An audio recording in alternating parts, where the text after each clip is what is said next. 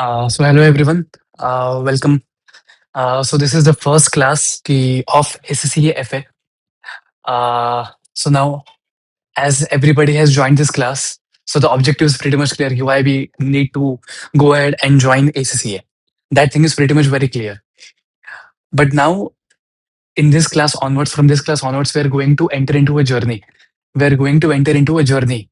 Before even we start with the subject, before even we मतलब subject में enter होने से पहले it is very important for you to understand कि what does ACCA brings in. Now, please, I'm not going to enter and uh, explain you what is the utility of ACCA. Everybody knows the utility of ACCA, and therefore you are in this class. But if you understand the complete structure of ACCA, ultimate goal क्या है? अगर मैं Indian CA के साथ comparison करूं तो Indian CA का ultimate goal क्या है? Basically Indian CAs are one of the important stakeholders of the Indian economy. When I say they are important stakeholders of the Indian economy, what I mean to say is हर एक company का financial statements goes through whom? Goes through chartered accountants. There is audit, and because there is audit, there is trust. That trust factor is very much important. And the same thing which Indian CS do in India, the same thing is done by ACCA at a global level. That's the most important thing which you should keep in mind. Why ACCA? ACCA अपने को join करना है, हम join कर चुके हैं basically, but you should have one huge vision in your head. And what will be that vision is we are one of the important stakeholders of this global economy. मैं जानबूझ के word use कर रहा हूँ global because you are into a global course and not an Indian course. That does not mean that I am demeaning Indian CS because I am a qualified chartered accountant. So that one thing has to be very much clear in your head. Okay, what has to be the vision once you are sitting for the SSCA exams and studying SSCA? You must have that rigor कि जब आप बैठ रहे हो एसएससीए का exam देने के लिए या फिर एसएससीए पढ़ने के लिए भी आपका वो रिगर एंड एक पैशन होना चाहिए, विजन होना चाहिए कि सर मुझे see there are two things. One is to clear SSCA and then second thing is to be a great SSCA. I mean professional. अपना टारगेट सेकंड होना चाहिए. We need to be a great professional. And great professional बनने के लिए what is important is the foundations. It is the base. जितना आपका base strong होगा उतना it will just help you a lot. आपको लगेगा कि again he started discussing about the base and all that stuff, but believe me this is very underrated. जब मैं usually when I used to work, कभी-कभी important tasks में मैं अटक जाता था कि I was not able to move ahead.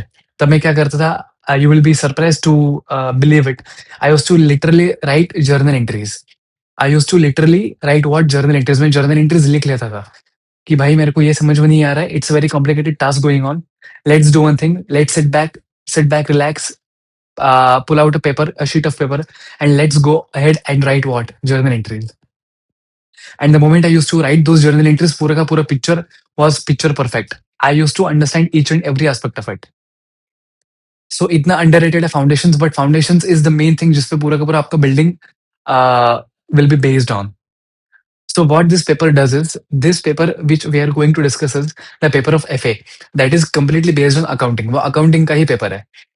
Now how, now everybody will question me कि सर हमने 12th में तो अकाउंट्स किया हुआ है, तो why to study again into ACCA, वापस से अकाउंट्स क्यों क्यों पढ़ना है?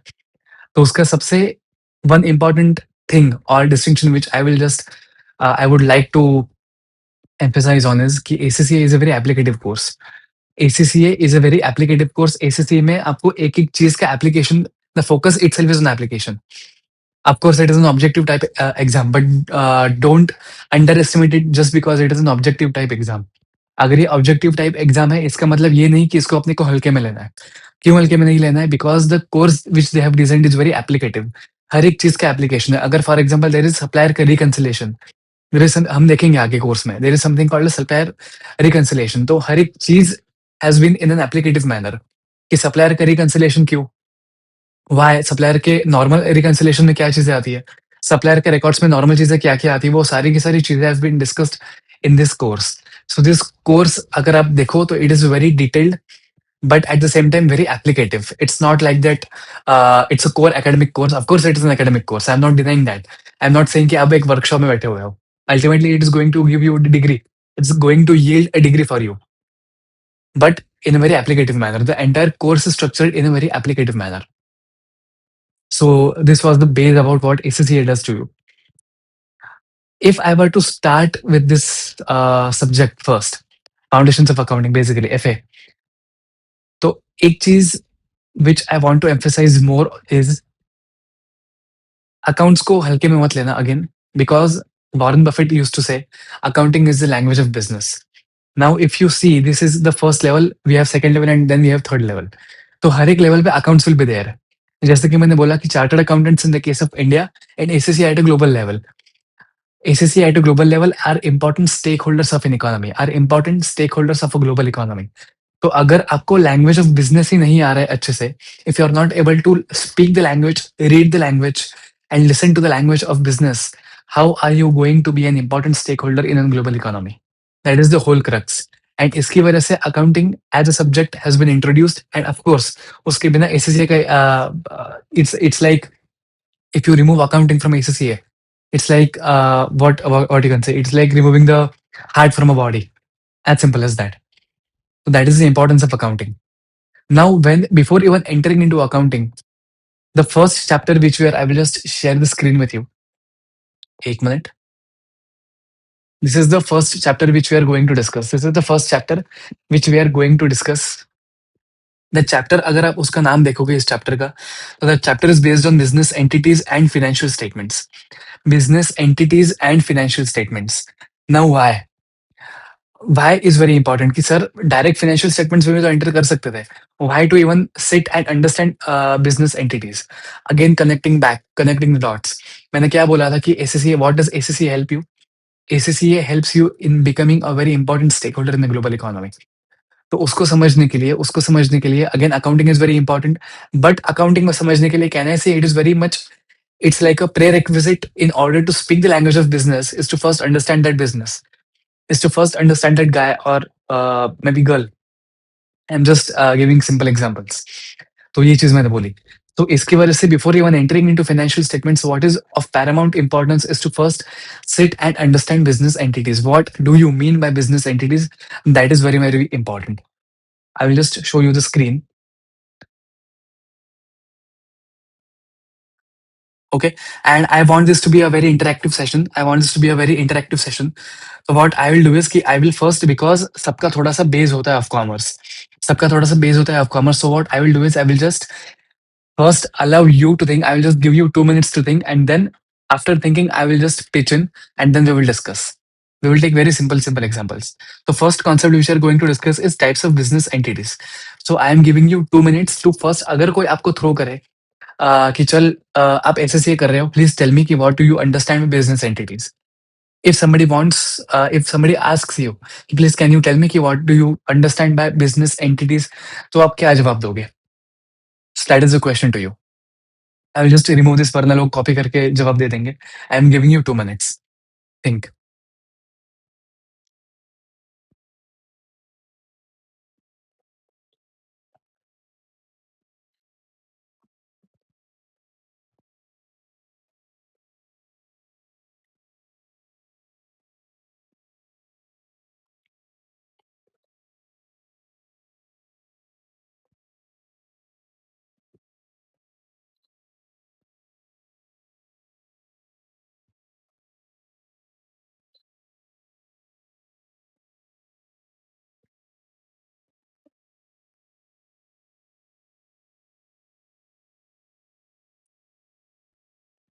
सो थिंक, टेक योर टाइम, आराम से सोचो, and then I will discuss. जब भी कोई आपसे पूछे कि what do you understand by business entities, तो आप उनको क्या जवाब दोगे?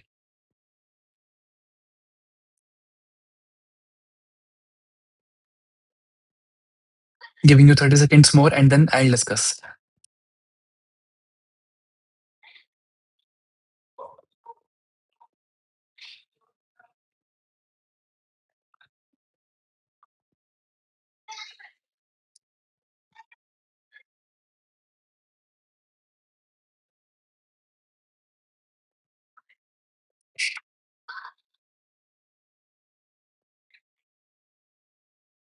Okay.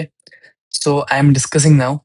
So I am discussing now कि व्हेन समबडी आस्क्स यू कि मुझे बताओ कि what do you understand my business entities?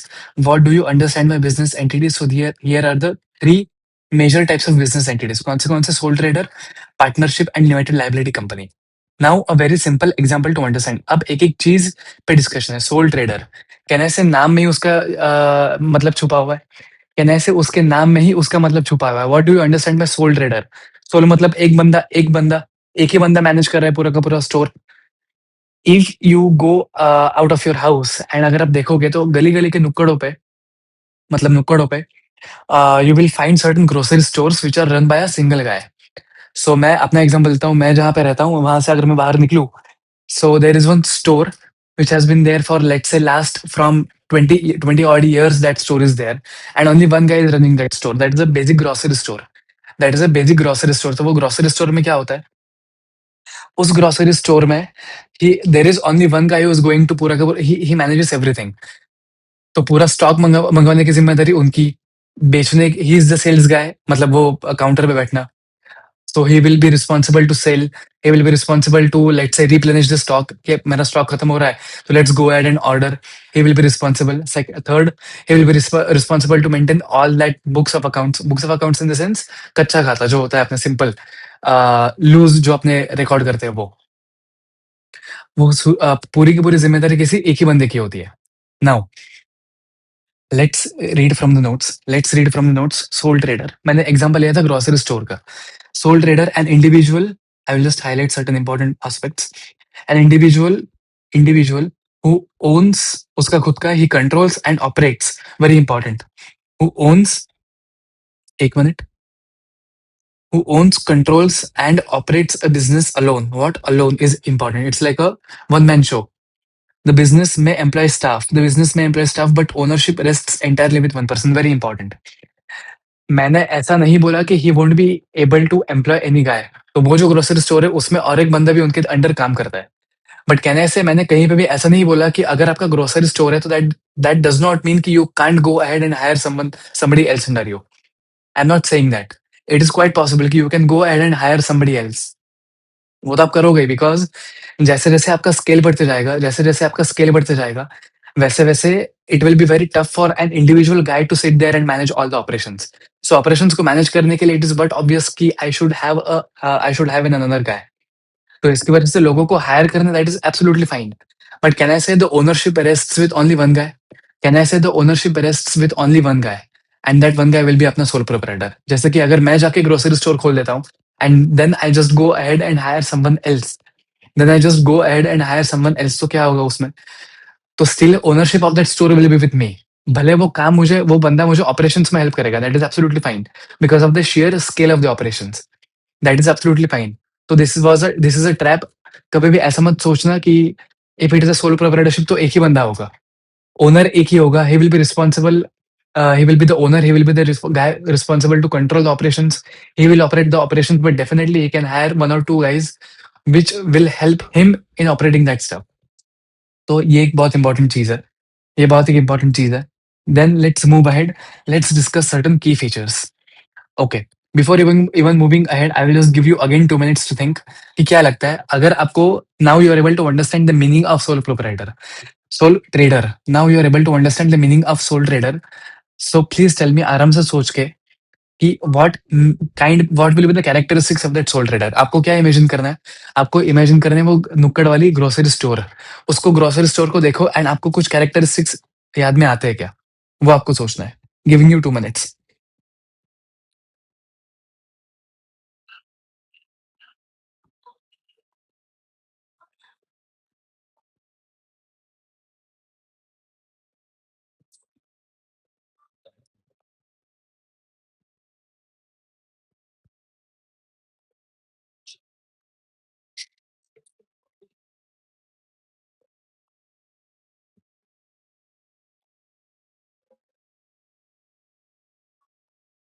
Take your time, आराम से सोचो.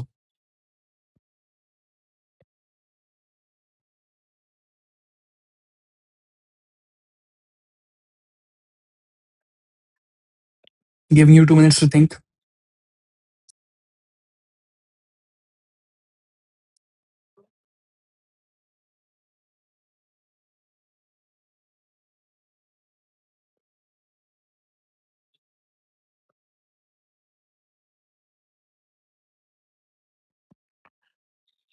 Okay, so I am discussing. अब नोट्स पढ़ते हैं। Can I say it is very simple to understand. एक तो ownership change in the sense the sole trader sells the entire business to a new owner, no one else needs to agree. कहने से अगर ownership आपको change करना है, for example उस बंदे को ग्रोसरी स्टोर बेच देना है, तो he is not responsible to go ahead and ask someone. उसको अप्रूवल नहीं लेना पड़ेगा, उसका खुद का बिज़नेस है, ही इज़ द ओनर। अगर मेरी इच्छा हो गई, जैसे कि उस ग्रोसरी स्टोर वाले की इच्छा हो गई कि नहीं मुझे अब जाके बेच देना है, तो उसकी उसकी इच्छा, उसका मन, he is the owner. That is the most important aspect. So I will just highlight certain aspects. The sole trader sells the entire business to a new owner. Sole trader sells the entire business to a new owner. No one else needs to agree. 1 minute. Business continuation, ये सारे के सारे characteristics है, आपको याद नहीं करना है। आपको याद नहीं करना है। व्हाई आपको याद नहीं करना है? बिकॉज़ अल्टीमेटली मैंने क्या बोला? अल्टीमेटली क्या है ये चीज़? Ultimately it is an objective exam, आपको याद करना ही नहीं है। So I will just share the screen again. So business continuation, if the owner exists, अगर ओनर एक्सिस्ट करता है तो business continues. If the owner sorry, अगर एग्जिट कर देता है, एग्जिट अगर ओनर चला जाता है, तो what will happen to the business? Business will cease unless sold to another person. वही तो बोला कि अगर ग्रोसरी स्टोर वाला चला गया, अगर ग्रोसरी स्टोर वाला चला गया तो उसका बिजनेस क्या होगा? उसकी ग्रोसरी स्टोर का क्या होगा? Grocery store will be shut, as simple as that. बस वही चीज बोल रहा है, बस इंग्लिश में बोल रहा है वो। Taxation, there is no separate taxation. ये जो मेरा प्रॉफिट होगा उस स्टोर का, वो मेरे इनकम में जुड़ जाएगा एंड दोनों का फिर टैक्स मुझे जाके देना पड़ेगा। तो ये जो मेरा उसका प्रॉफिट होगा, बिज़नेस का प्रॉफिट, वो मेरी इनकम में जुड़ जाएगा। वो मेरी इनकम में जुड़ जाएगा and that on that income ahead again I will have to go ahead and pay taxes. तो वही चीज़ उसने बोला है, taxation. The owner pays personal income tax on profits. Owner pays personal income tax on profits, the business itself is not taxed separately. Property ownership, there is no separation. Now this is a very important point. ये 2 last वाले जो points है, those are very important. Property ownership and legal liability, these 2 are very important. Why this 2 points are very important? Because जब हम आगे अलग-अलग types of ownership structures देखेंगे, जैसे कि पार्टनरशिप हो गया, जैसे कि अपना कंपनी हो गया, वहाँ पे आपको ये चीज़ समझ में आएगी, वहाँ से ये पूरा का पूरा चीज़ कनेक्टेड है। So if I were to से कि प्रॉपर्टी ओनरशिप, जैसे कि उस ग्रोसरी स्टोर में let's say there is one computer, for example in that grocery store there is one computer. So can I say वो property is owned by whom? That property is ultimately owned by whom? Ultimately it is owned by the trader. There is no separation. Business and personal property both belong to the, 1 minute, personal property both belong to the owner. So owner के, he is the owner. अगर ये मेरा business है तो I am the one who is going to own that stuff. तो जो office, जो अपना ग्रोसरी स्टोर में जो मेरा कंप्यूटर पड़ा हुआ है, वो कंप्यूटर भी मेरी ओनरशिप का है। बिकॉज दैट ग्रोसरी स्टोर का ओनर भी मैं हूँ और उसके अंदर का कंप्यूटर का ओनर भी मैं ही हूँ। So there is no separation. There is no separation. There is something called as legal liability. Owner, very important. Owner is personally liable for all the debts, fines, and court judgments against the business. The owner is personally liable for all the debts, fines, and court judgments. Very, very important. अगर let's say कोई grocery store पे case कर देता है, अगर कोई जो मेरा ग्रोसरी स्टोर था उस पे कोई जाके केस कर देता है, तो उस केस पे जो पेनल्टीज, उस केस की वजह से जो मेरे पास पेनल्टीज और वो सारी होंगी, तो वो सारी की सारी पेनल्टीज मुझे घर से पैसा देना पड़ेगा। Very important, I am again repeating this stuff. अगर लेट्स से ग्रोसरी स्टोर पे किसी ने केस ठोक दिया कि नहीं आपका जो ग्रोसरी स्टोर है दैट इज इलीगल, अब जो वो केस और वो सारी चीजें होंगी, because grocery store is not a person who is the ultimate owner, I am the ultimate owner of that grocery store. तो अगर कोई ग्रोसरी स्टोर पे कोई केस कर रहा है, अगर कोई ग्रोसरी स्टोर पे कोई केस कर रहा है बंदा, so who will be responsible? I will be personally responsible. अगर कोर्ट में केस होता है तो सारी की सारी पेनल्टीज, सारा का सारा जो लीगल तामझाम होगा, वो सारा का सारा किसको संभालना पड़ेगा? मुझे संभालना पड़ेगा। अगर मैंने ग्रोसरी स्टोर पे, for example let's take another example, मैंने एचयूएल से कोई क्रेडिट पे स्टॉक मंगवाया, मैंने हिंदुस्तान यूनिलीवर से क्रेडिट पे स्टॉक मंगवाया, तो the moment I am purchasing that stock on credit, जब पेमेंट की बारी आएगी, अगर मैं पेमेंट नहीं दे पाता हूँ, अगर मैं पेमेंट नहीं दे पाता हूँ, तो I am the owner, I will be personally liable. मेरा sorry to use this meme, पूरा घर जाएगा फिर इसमें। आई गेस आपको वो मीम याद आना चाहिए, पूरा घर जाएगा। तो अगर if I am purchasing something from HUL on credit and if I am not able to pay, grocery store pay नहीं कर पा रहा, तो क्या होगा? Who is the owner? I am the owner. तो मेरे घर पे लोग आएंगे एचयूएल वाले, and then my personal assets will be at stake. Very important. तो ये एक बहुत इंपॉर्टेंट चीज होती है when it comes to legal liability. in case of a sole proprietor या फिर sole trader. Now, I'm just giving you certain 2 minutes to read these advantages and disadvantages, and then अपने करेंगे एक activity. Giving you 2 minutes to read advantages and disadvantages, and then we will move ahead and do an activity.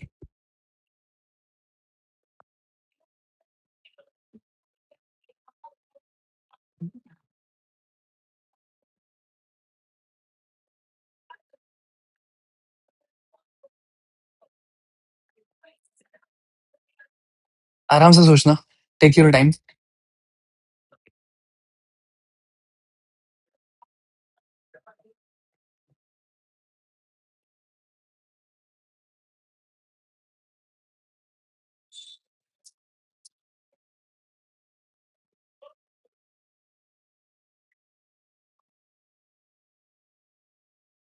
Take your time.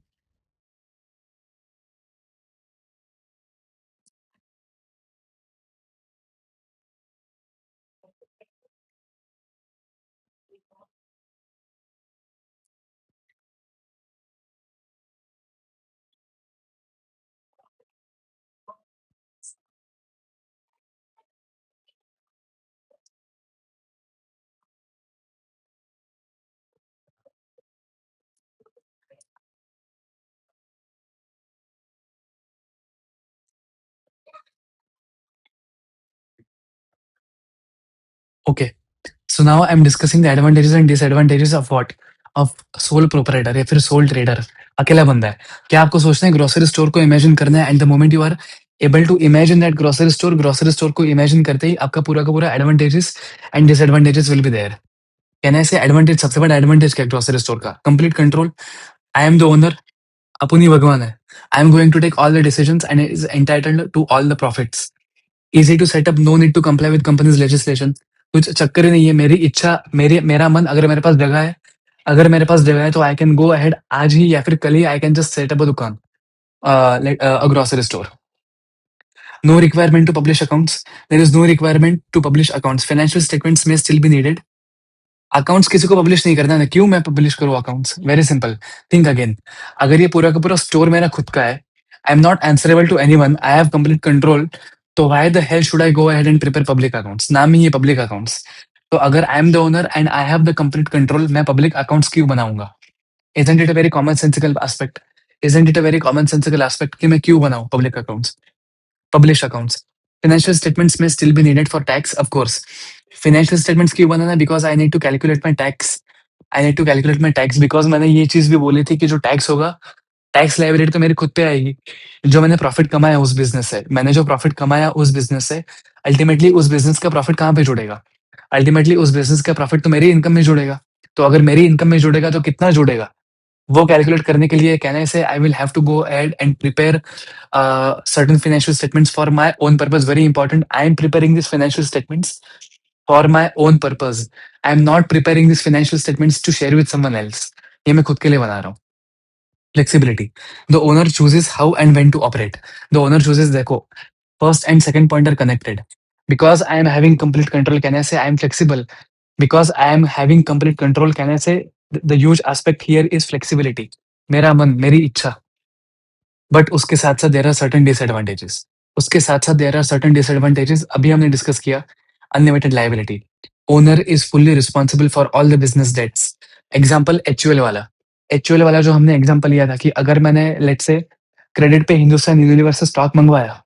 मैंने credit पे Hindustan Unilever से stock मँगवाया लेकिन I was not able to pay on time. उन्होंने first reminder भेजा, I was not able to pay. The grocery store was not able to pay. उन्होंने second reminder भेजा, still they were not able to pay. अब क्या होगा कि HUL वाले लोग मेरे घर पे आएँगे एंड मेरे घर से टीवी उठा के लेके जाएँगे. So I am personally liable because I am the sole owner. Very important aspect. I will just mark it as important. The owner is fully responsible for all the business debts. Personal possessions can be sold to repay them. Possessions can be sold to repay them. क्या मैं ये लिख सकता हूँ? पूरा घर जाएगा. मैं लिख रहा हूँ,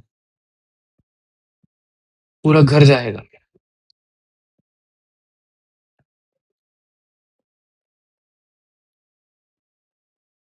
As simple as that. Then I'm entering into the next part. Difficulty in raising finance.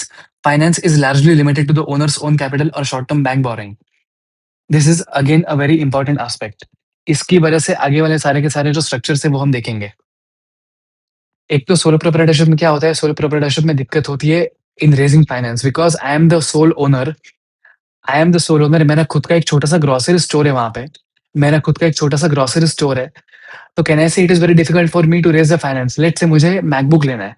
मुझे मैकबुक लेना है and I want to raise finance. अब मैं बाहर गया लोगों से चंदा इकट्ठा करने के लिए कि प्लीज़ पैसा दो।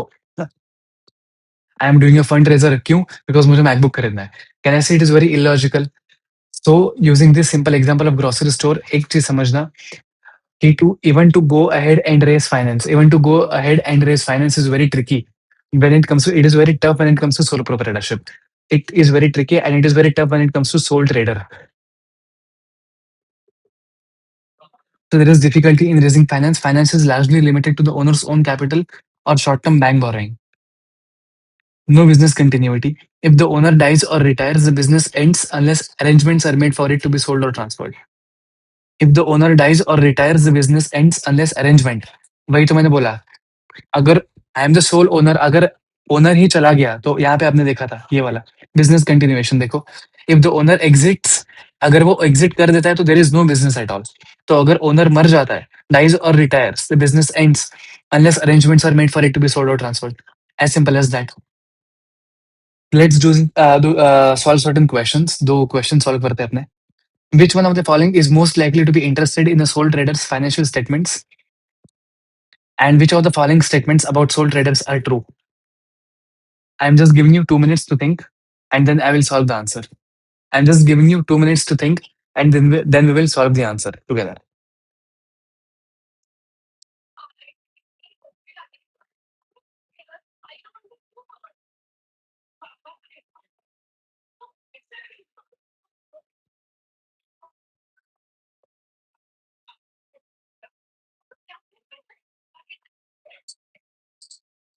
Take your time.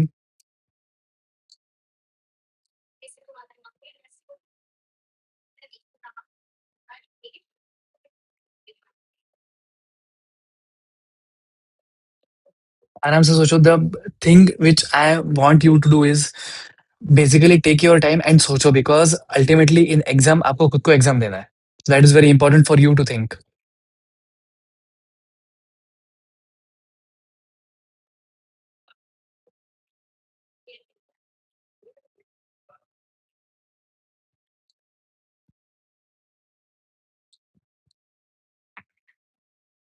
आराम से सोचना।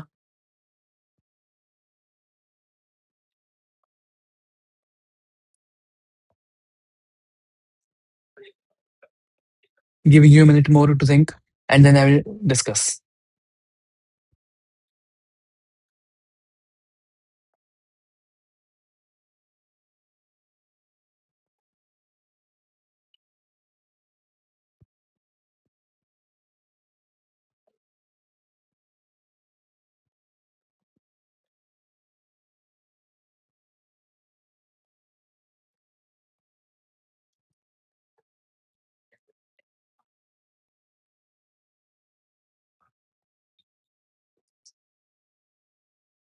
Okay.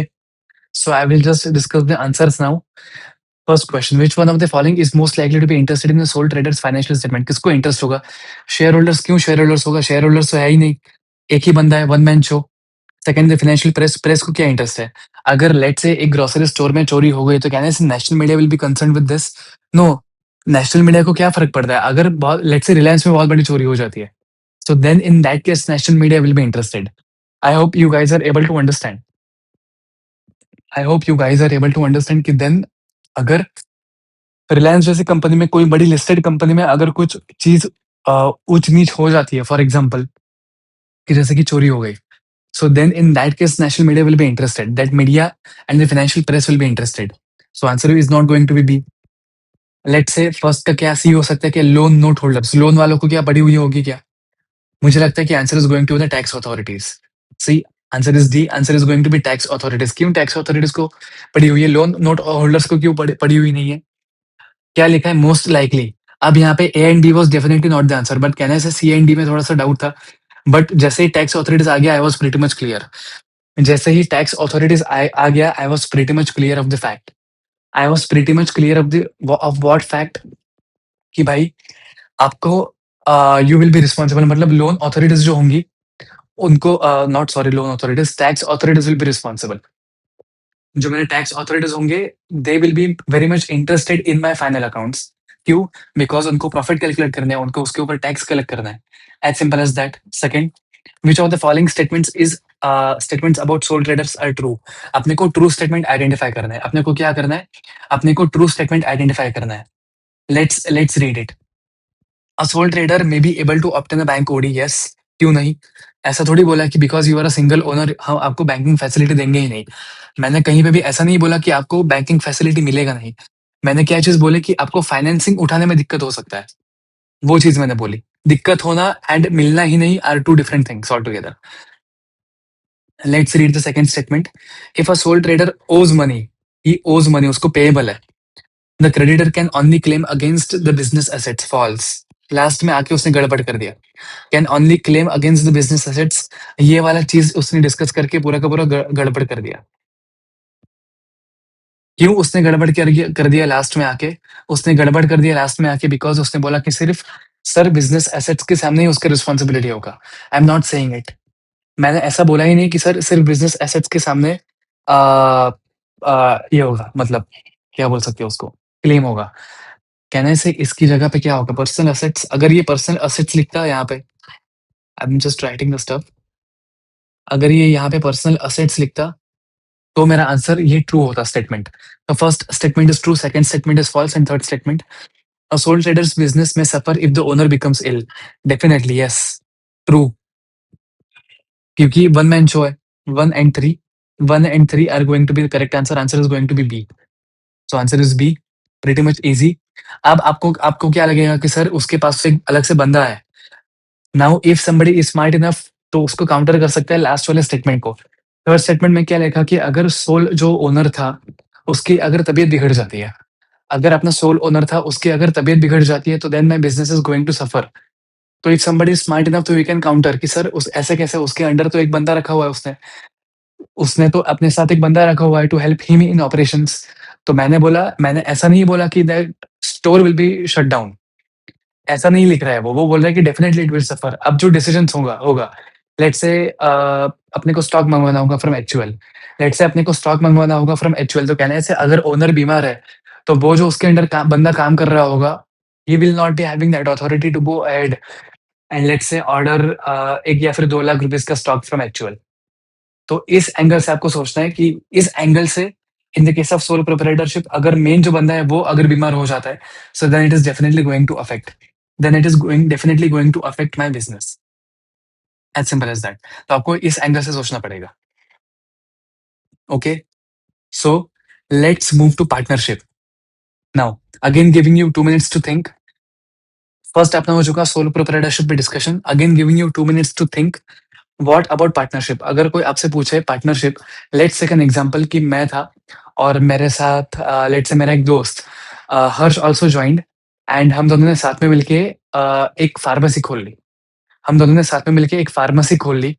मैंने और मेरा एक दोस्त है हर्ष, हम दोनों ने मिलके एक फार्मेसी खोल ली। So now that is a partnership firm. अब आपको उस फार्मेसी को दिमाग में रख के सोचना है कि what can be the possible characteristics of that pharmacy. What can be the possible characteristics of that pharmacy, आपको वो सोचना है।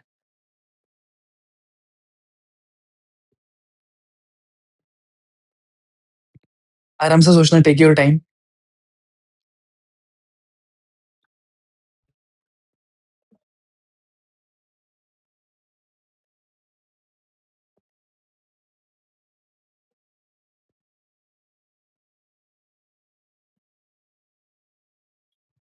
आराम से सोचना।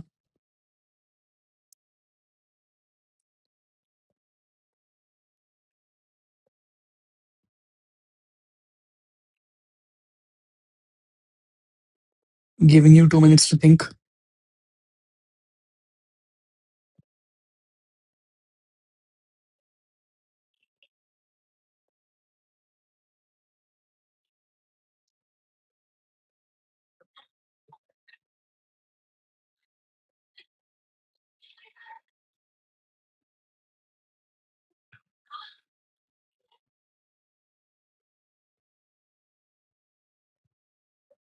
Giving you 2 minutes to think, आराम से सोचना।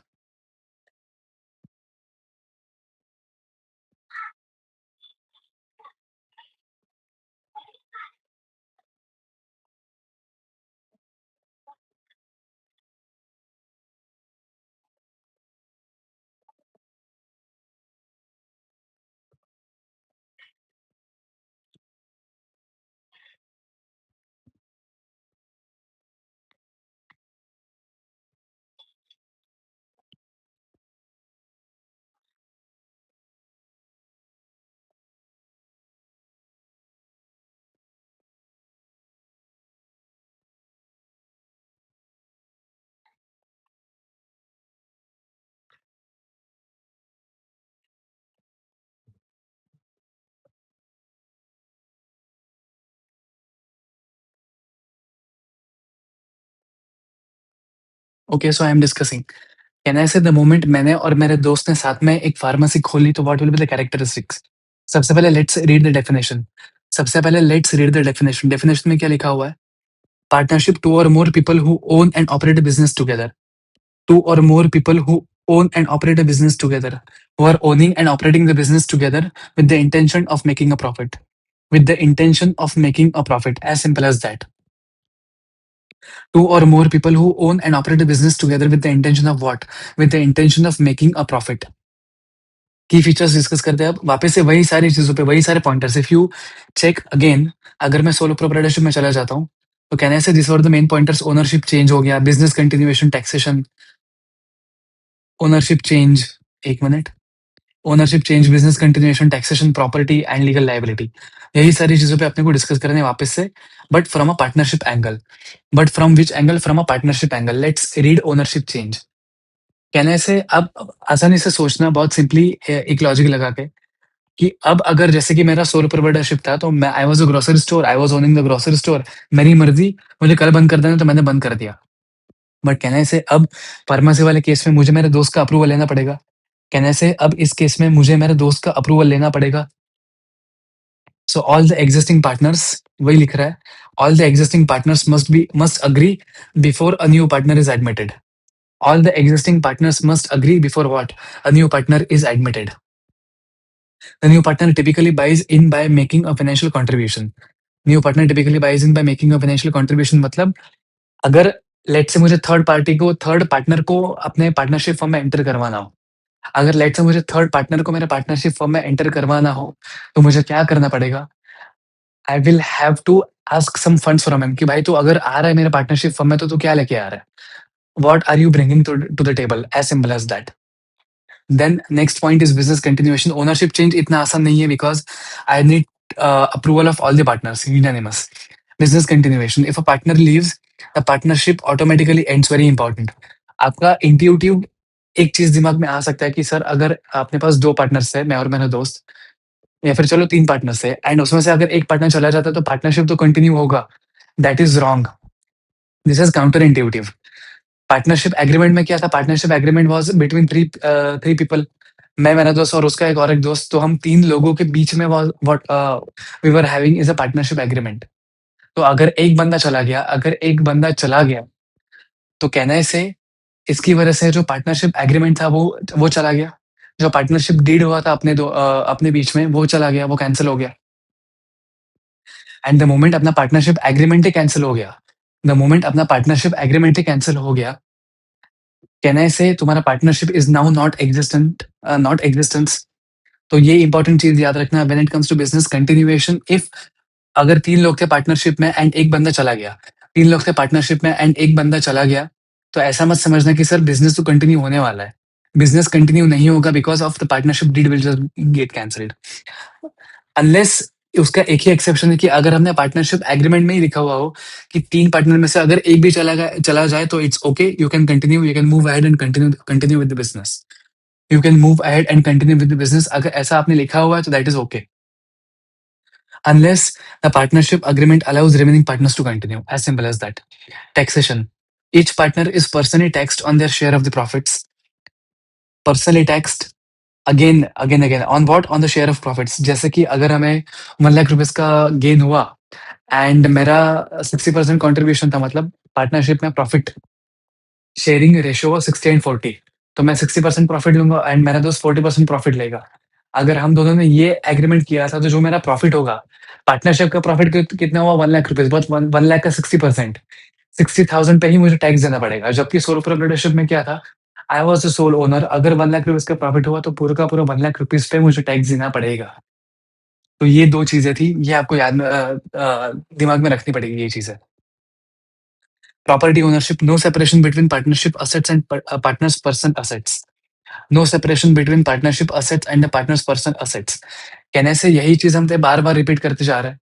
ये एक ही चीज़ हम लोग बार-बार रिपीट करते जा रहे हैं कि sir, whenever it comes to partnership और लेट्स से वापस एक बार रिवाइज़ कर दें कि जब हमने सोलो प्रोप्राइटरशिप डिस्कस किया था या फिर सोल ट्रेडर डिस्कस किया था, तब मैंने क्या बोला था कि अगर चलो मैं जाके एचयूएल से स्टॉक मँगवाता हूँ, I am again repeating again at the risk of being repetitive. तो मैंने बोला कि अगर मैंने स्टॉक मँगवाया, अगर मैंने एचयूएल से स्टॉक मँगवाया एंड मैंने पे ही नहीं किया उसको, तो कहने से मेरा पूरा का पूरा घर इज़ एट रिस्क, मेरा पूरा का पूरा घर is at risk. In the same manner, अगर I am having a pharmacy with my friend, मैंने और मेरे दोस्त ने फार्मेसी खोली and let's say we purchase something from Sun Pharma. अब सन फार्मा से हमने कुछ परचेज़ किया एंड सन फार्मा से परचेज़ करने के बाद we failed to make the payment. First response आया, मतलब उनका रिमाइंडर आया, हमने पेमेंट नहीं किया। सेकंड उनका रिमाइंडर आया, हमने पेमेंट नहीं किया। अब थर्ड रिमाइंडर पे क्या होगा? मी and my friend will be personally liable. हमारे घर से एसेट उठा-उठा के बेच के दे कैन जस्ट मेक, मतलब पैसा निकलवा सकते हैं वो लोग। सो ये बहुत इंपॉर्टेंट एस्पेक्ट है। ऐसा कभी-कभी लग सकता है, it is counter intuitive, but कभी-कभी आपके दिमाग में ये चीज़ आ सकती है कि सर, बिकॉज़ सोल प्रोप्राइटरशिप में I was personally liable, but अब तो हम लोग आ गए पार्टनरशिप में। तो अब तो हम लोग आ गए पार्टनरशिप में, तो अब आई एम नॉट पर्सनली लायबल, तो ये गलत है। स्टिल यू फ़र्क क्या हो गया कि उस केस में आप अकेले पर्सनली लायबल थे। इस केस में आप दोनों साथ में मिलके आर पर्सनली लायबल। वही चीज़ है, वही डिफरेंस है। Legal liability, partners are personally liable for all the penalties and court judgments against the partnership.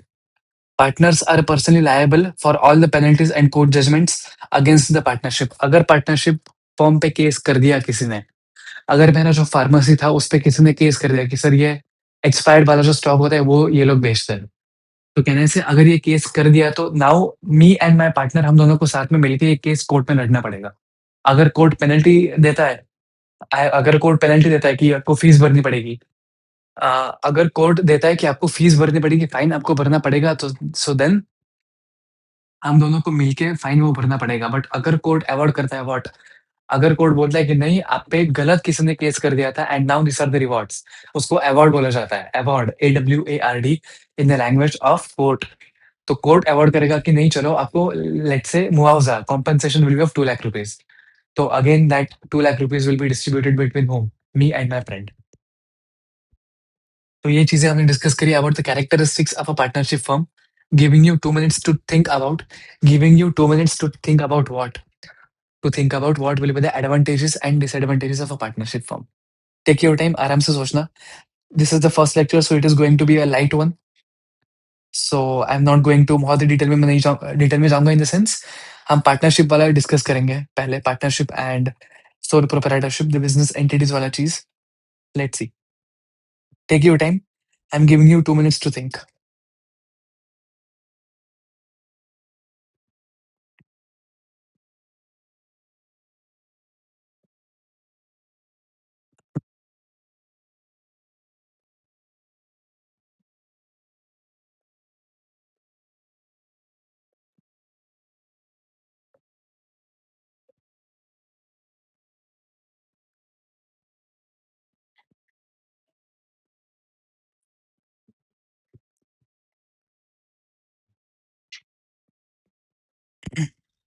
Take your time, I am giving you 2 minutes.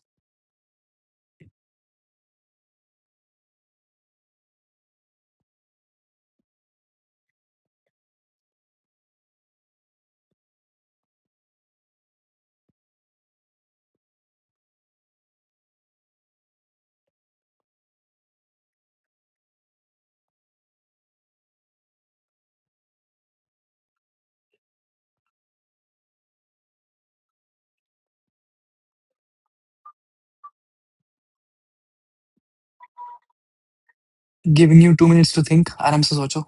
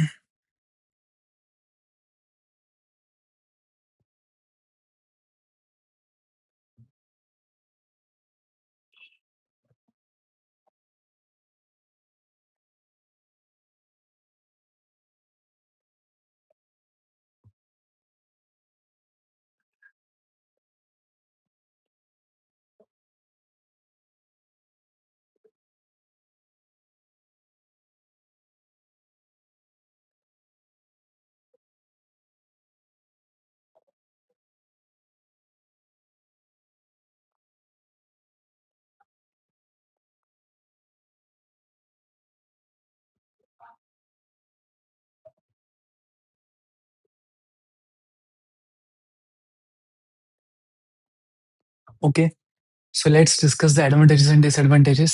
Let's discuss the advantages and disadvantages of the same. बहुत ही simple चीज़ है, अपने को दिमाग में क्या याद रखना है, द फार्मासा स्टोर जो मैंने और मेरे दोस्त ने मिलके शुरू किया है। एडवांटेजेस, सबसे बड़ा एडवांटेज इज़ द स्ट्रक्चर। कहना ऐसा कि पहले जब मैं ओनर था तब वैसे भी उसकी मतलब क्या बोलते हैं उसको रिक्वायरमेंट भी थी नहीं। जब I was a sole owner, when I was a sole owner तो वहाँ पे there was no responsibility, there there was no requirement कि मैं चला के कोई एग्रीमेंट बनाऊँ because I am the sole owner. But इस केस में there is a structure because अब बात मेरी अकेले की नहीं है, अब बात मेरे दोस्त की भी है। So partnership agreement will be there, sets out profit sharing, how partners join or leave and how the business operates.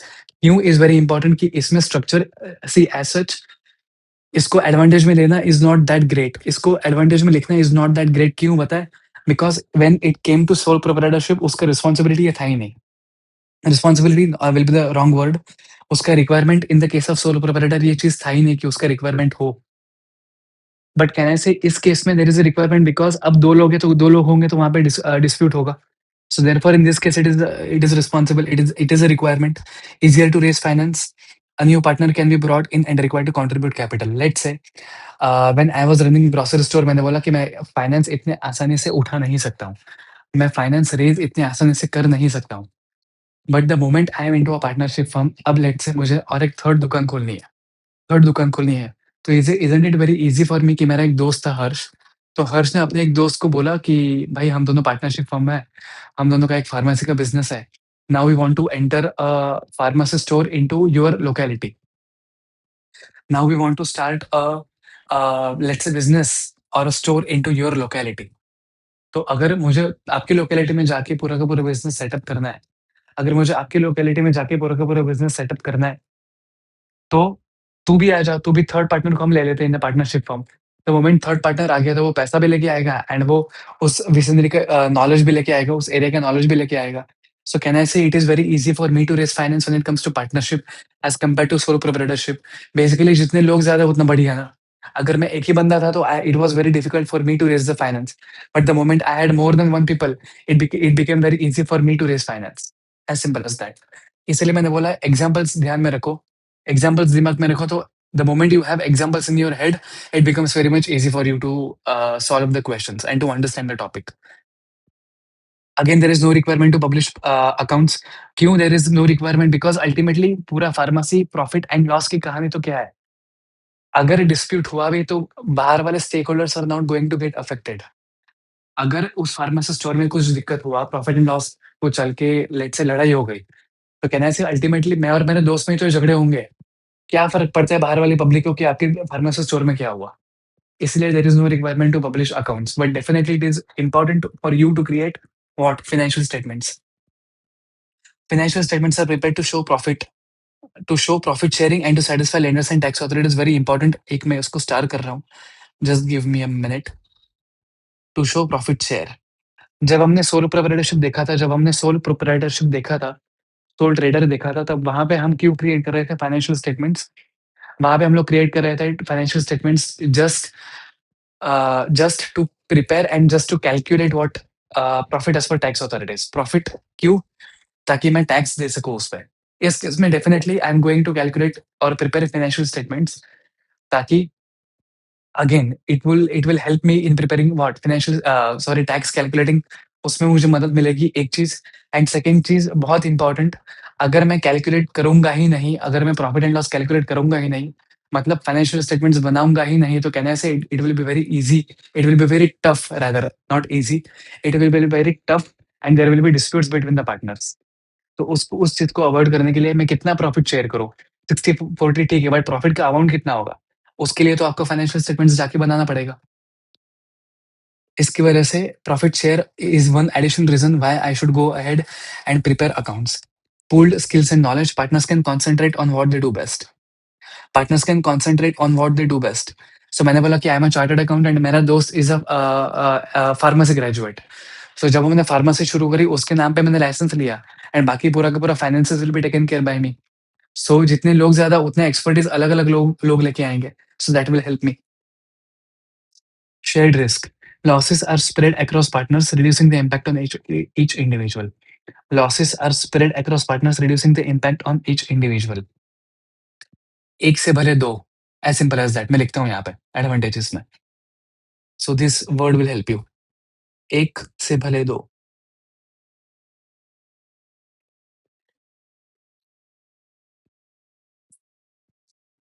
Shared risk, I should not even discuss this thing. Shared risk मतलब जब मेरा solo proprietorship था, तब मैं अकेला I was responsible.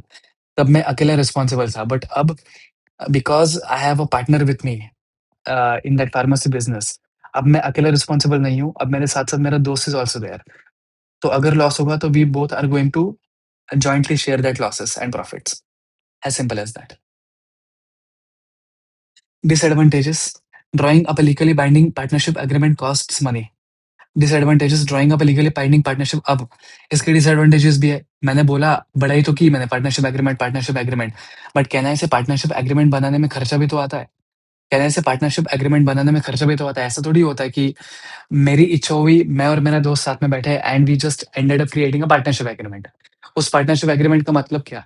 If it is not registered with the court, तो court में जाके रजिस्टर करवाने का पूरा खर्चा। तो उसका जिस चीज़ का एडवांटेज है, उस चीज़ का डिसएडवांटेज भी तो है। उसको पूरा लीगलाइज़ करने के लिए मुझे खर्चा लगेगा। Slow decision making, very important. Disagreements between the partners, let's say हमने डिसाइड किया कि हमें स्टॉक मँगवाना है। मैंने बोला कि नहीं हम फाइज़र से मँगवाएँगे, मेरा दोस्त बोलता है कि नहीं हम सन फार्मा से मँगवाएँगे। अब डिसीजन लेगा कौन? हम दोनों में तो झगड़ा हो गया। सो कहना है से अगर ओनरशिप होता, अगर सिंगल ओनर होता तो वो कब का सन फार्मा से स्टॉक मँगवा चुका होता। But because there are partners, अब 2 लोग हैं बीच में, अब 2 लोग हैं बीच में, सो अब there will be a dispute कि नहीं मैं बोल रहा हूँ सन फार्मा से, वो बोल रहा है कि नहीं फाइज़र से, और वाइस वर्सा। तो अब जो डिसीजन मेकिंग फटाफट हो जाता था, बिकॉज़ उस केस में तो सोल ट्रेडर में तो एक ही बंदा था टू डिसाइड। इस केस में देयर आर 2 पीपल। तो जैसे ही 2 लोग आ गए इन द मिक्स, कहने से my decision making is going to be a bit late. My decision making is going to be a bit late. Reduced individual incentive. नाम में लिखा हुआ है individual incentive. Since profits are shared, a partner may not feel motivated to work harder. See, ultimately मेरे example में क्या था, मेरा जो दोस्त था he was having 40% of the profits and I was having 60% of the profits. But मैंने क्या बोला था कि I am a chartered accountant and वो जो बंदा है वो फार्मेसी सीखा हुआ है। हमने पूरा का पूरा बिज़नेस का लाइसेंस वो सारी चीज़ें उसके नाम पे ली हुई है। तो कहने से इसमें दैट बंदा जो था मेरा दोस्त, ही विल बी डिसिंसेंटिवाइज्ड। अब वो सोचेगा कि सर पूरा का पूरा लाइसेंस एंड वो सब मेरे नाम पे है। फार्मेसी का दुकान ही मेरे मैं हूँ इसीलिए चल रहा है। तो I should have higher share of profits. But because I am not getting higher share of profits, मैं क्यों काम करूँ तेरे लिए? या फिर मैं काम करूँगा लेकिन आई विल बी नेग्लिजेंट, ठीक है। That will not be my priority. So वो यही चीज़ बोल रहा है कि there is reduced individual incentive. Business continuity risk, if a partner can not continue. मैंने बोला कि पार्टनरशिप अगर मतलब पार्टनर एक कंटिन्यू नहीं होता है, तो पार्टनरशिप एग्रीमेंट जस्ट स्पॉइल्स। जो मेरा पूरा का पूरा पार्टनरशिप एग्रीमेंट था, वो आउट ऑफ यूज़ चला जाता है। ये मैंने पहले ही बोला था कि इट इज़ काउंटर इंट्यूटिव, आपको लगेगा कि नहीं, अगर मेरा पार्टनरशिप एग्रीमेंट मतलब पार्टनर चला गया, तो मेरा पार्टनरशिप एग्रीमेंट तो still it will be in place. Partnership agreement will be gone for a toss, and there is unlimited liability. Each partner's personal assets are at risk if the business fails. Each partner's personal assets are at risk if the business fails. Personal bankruptcy is possible. Again क्या बोला मैंने वापस से लिखता हूँ यहाँ पे, घर जाएगा।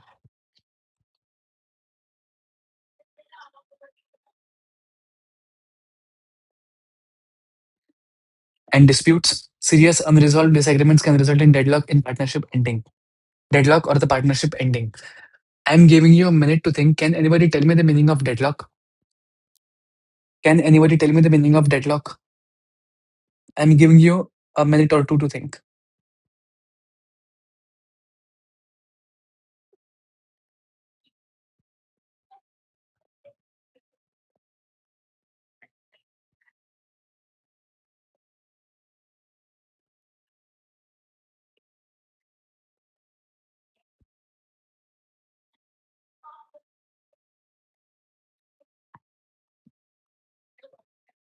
Giving you a minute or two to think, बहुत इंपॉर्टेंट चीज़ है, इसलिए I am just spending some time here. Deadlock, यहीं से सारा का सारा आपका कॉर्पोरेट गवर्नेंस वाला चीज़ निकलेगा, from this single term deadlock.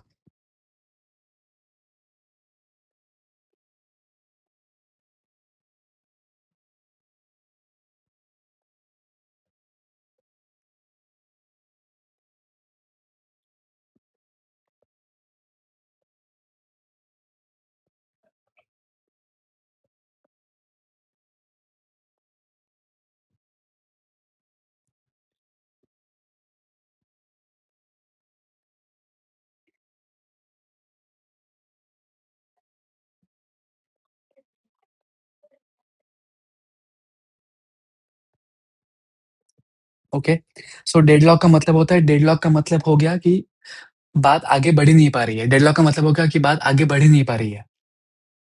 इतना बड़ा झगड़ा हो गया मेरा और मेरे दोस्त में कि वो जो मेरा डिसीजन था सन फार्मा एंड फाइजर वाला, वो डिसीजन हम ले नहीं पा रहे हैं। इतना बड़ा हम दोनों में झगड़ा हो गया कि वो डिसीजन ले ही नहीं पा रहे, that is called as deadlock. Deadlock can result in deadlock on the partnership ending.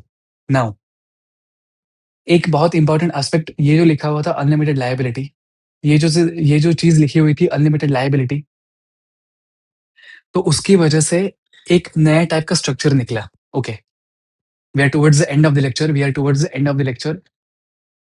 But जाते-जाते I wanted to discuss one important aspect कि ये जो चीज़ लिखी हुई है अनलिमिटेड लायबिलिटी, जैसे कि मैंने बोला पूरा घर जाएगा, मेरा पूरा घर जाएगा। उसकी वजह से unlimited liability is not a great thing. तो इन लोगों ने क्या किया, they designed a specific type of business model.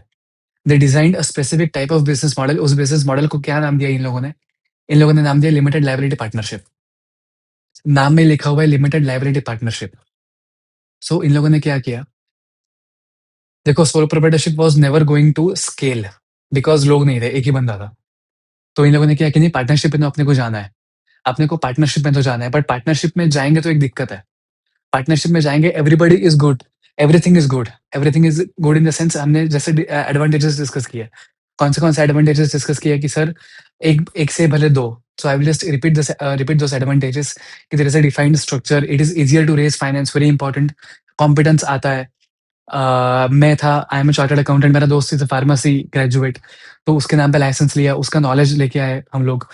Hold skills and knowledge वाला वही पॉइंट एंड शेयर्ड रिस्क। तो ये सारे एडवांटेजेस आर ग्रेट। सो ये सारे एडवांटेजेस देख के हम लोगों ने क्या सोचा कि नहीं, अपने को सोलो प्रोप्राइटरशिप में नहीं पढ़ना चाहिए। अपने एक काम करते हैं, अपने चलते हैं किसमें, पार्टनरशिप में चलते हैं। अपने एक काम करते हैं, अपने पार्टनरशिप में चलता है। तो इन लोगों ने बोला कि चलो ठीक है, done, we are going to enter into partnership. लेकिन पार्टनरशिप में एक बहुत बड़ा दिक्कत आया। पार्टनरशिप में एक बहुत बड़ा दिक्कत आया एंड पार्टनरशिप में दिक्कत क्या हुआ, दैट दिक्कत वाज़ अनलिमिटेड लायबिलिटी, पूरा घर जाएगा कि अगर कुछ गड़बड़ होता है तो I M me and my friend, in this case he is my, मतलब माय फ्रेंड ही मेरा पार्टनर है, मेरे पार्टनरशिप फर्म में। बट कहने से मैं और मेरे सारे के सारे partners are at risk, liability is unlimited. तो इन लोगों ने सोचा कि एक काम करते हैं, क्यों ना एक ऐसा स्ट्रक्चर बनाया जाए कि जो पार्टनरशिप के तो एडवांटेजेस लेके आ जाए, कि जो पार्टनरशिप के तो एडवांटेजेस लेके आ जाए, बट साथ-साथ में एक चीज़ साथ में दे, my liability should be limited. My liability should be limited. तो कहने से अगर मेरा लायबिलिटी लिमिटेड हो जाता है, सो मेरे तो बल्ले-बल्ले, I am at a very great juncture कि पार्टनरशिप के सारे एडवांटेज मैंने उठा लिया है। लेकिन साथ-साथ मेरा जो लायबिलिटी था वो मेरा लिमिटेड हो गया। साथ-साथ मेरा जो लायबिलिटी था वो मेरा लिमिटेड हो गया। So this is where limited liability partnership का जन्म हुआ। अब लिमिटेड लायबिलिटी पार्टनरशिप क्या होता है, क्या नहीं होता है, वो हम आगे वाले चैप्टर्स में देखेंगे। मतलब आगे वाले जो अपने क्लासेस होंगे उसमें देखेंगे। Uh, so I guess that's all for today's lecture because today was a very basic lecture, an introductory induction. Uh, I not induction तो गलत word हो गया, but introduction kind of thing कि क्या एसीसी है। तो आई जस्ट डिस्कस्ड कि ACC क्या है and then we entered into discussing. हमने तो अकाउंट्स पे चर्चा करी नहीं है अभी तक। क्यों हमने अकाउंट्स पे चर्चा करनी है? बिकॉज़ मैंने क्या बोला, what is account? Accounting is the language of business. Accounting is the language of business. उसकी वजह से but first it is very important for me to go ahead and discuss and understand the people. जो बंदा बोल रहा है उसको तो पहले समझो। लैंग्वेज कौन बोलता है? बंदा लैंग्वेज बोलता है तो उस बंदे को तो समझो। सो वही चीज़ हम लोग कर रहे हैं अभी। We are just understanding different different types of business entities and जैसे कि मैंने बोला आपने को रटना नहीं है। ये पूरा का पूरा स्ट्रक्चर इज़ वेरी एप्लीकेटिव। ये पूरा का पूरा structure is very applicative and because of that I'm spending some amount of time in discussing this. So this was today's lecture. We will meet again in the next lectures जहाँ पे हम लोग आगे वाली चीजें कंटिन्यू करेंगे। So for today, this is it. We will continue this journey and हम आगे पूरा का पूरा चैप्टर कंटिन्यू करेंगे। पूरा का पूरा एसीसीए के एफए वाले जर्नी कंटिन्यू करेंगे। So till then, bye bye. Have a good day. चलिए, बाय।